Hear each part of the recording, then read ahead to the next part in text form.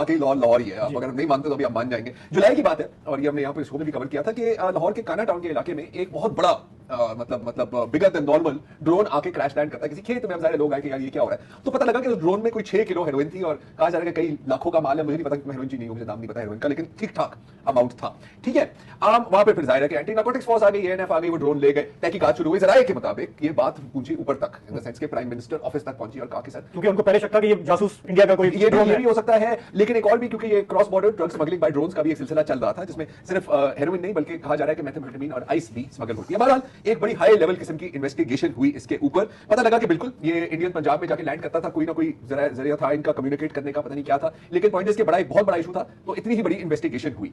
अच्छा, तहकीकात में पता क्या लगा कि जो मरकजी किरदार है इस पूरे गिरोह का, वो है अलेजिडली डीएसपी मजर इकबाल साहब, जिनको प्यार से लोग मजरी कहते हैं, और जो उस वक्त पर लाहौर पुलिस की एंटी नार्कोटिक्स इन्वेस्टिगेशन यूनिट के हेड थे।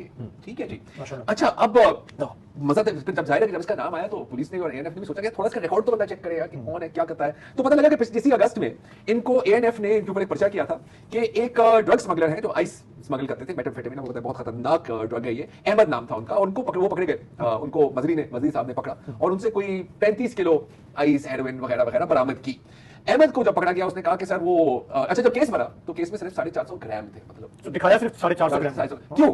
क्योंकि अहमद का कहना है कि सर मैंने थोड़ी सी एक रकम अदा की थी, ज्यादा नहीं, 8 करोड़ हो गए, 8 करोड़, 7.5 मतलब 20 भाइयों में 50 लाख क्या बड़ी बात है। तो और ये मैंने दिया 35 केजी उस 8 करोड़ की वजह से 450 ग्राम में आप इसके रेट भी लगा सकते हैं, लेकिन इतनी मेरा ख्याल है कि हम लोगों में नहीं है सलाहियत। तो फिर एक और बंदा पकड़ा गया, फयाज, उसने कहा कि जी असल में आप जानते नहीं हो मैं कौन हूं, मैं तो मजरी साहब का फ्रेंड मैन हूं और मैं तो कई सालों से हम ये क्रॉस बॉर्डर्स ट्रेड कर रहे हैं। तो लोगों ने कहा कि यार कौन है ये मजर, हमको पता क्यों नहीं पता। तो फिर क्या पता लगा कि मजर इकबाल साहब को 1994 से लेकर आज तक 6 बार डिसमिस किया गया।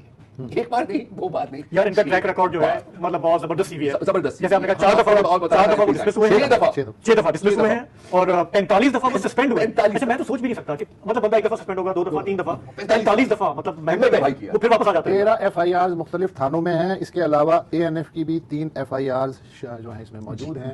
और चूंकि यार मैंने तो तस्वीर देखे, मैं तो बड़ा इंप्रेस हूं, कितना बंदा हो तो मजर इकबाल जैसा पुलिस ऑफिसर वरना ना हो। डीएचए में ये 4 कनाल की माशाल्लाह कोठी में रहते हैं, जाहिर रह रहे हैं, बड़ी अच्छी बात है। इसके अलावा इनके डीएचए में और भी 8 जो हैं प्रॉपर्टीज घर मौजूद हैं। 125 गाड़ियां ऑन रिकॉर्ड हैं जिन्होंने अपने नहीं, कैसे हो सकता है यार? 125 गाड़ियां पहले सुन लो फिर उसके बाद डिस्कस कर लेना। 125 गाड़ियां ऑन रिकॉर्ड हैं जिन्होंने पूरी मुलाजमत के टेन्योर में जो है खरीदी हैं और इस काबिलियत की वजह से उन्हें एक सीसीपी लाहौर से उन्होंने एंटी नार्कोटिक्स जो यूनिट है पुलिस का, उसका सरबराह बना दिया। इनसे ज्यादा बेहतर आदमी कौन